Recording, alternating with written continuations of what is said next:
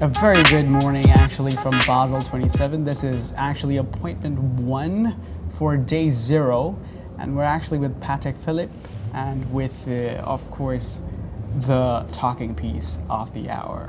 So this is actually the caliber. This is the reference. My apologies. The reference 5320.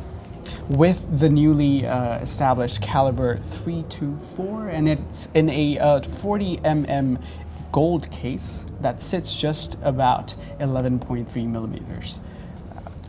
And whilst, as Sumit mentioned, the case is a very sort of versatile 40 millimeters, that's not to say that it lacks in any sort of, that's not to say that it's over simple, that it's too small, because it's got quite a presence despite its relatively modest diameter.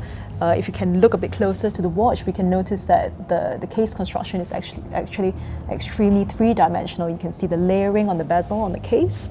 There's a lot of play with light. Even though the entire case is polished, you can see the lines on the bezel where it catches light depending on how you angle the watch.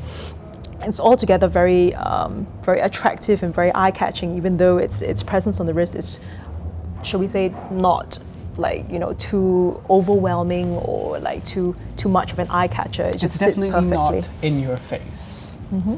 And I suppose it's also worth mentioning that the watch does have all these codes, not just because they've been reinvented out of nowhere, but they've really been taken out of Patek's own books, specifically from the 1940s and 1950s. This is definitely taken like a big specifically inspiration from the case comes from a reference, the 2405, and the hands on the watch are specifically also taken from the reference 1463.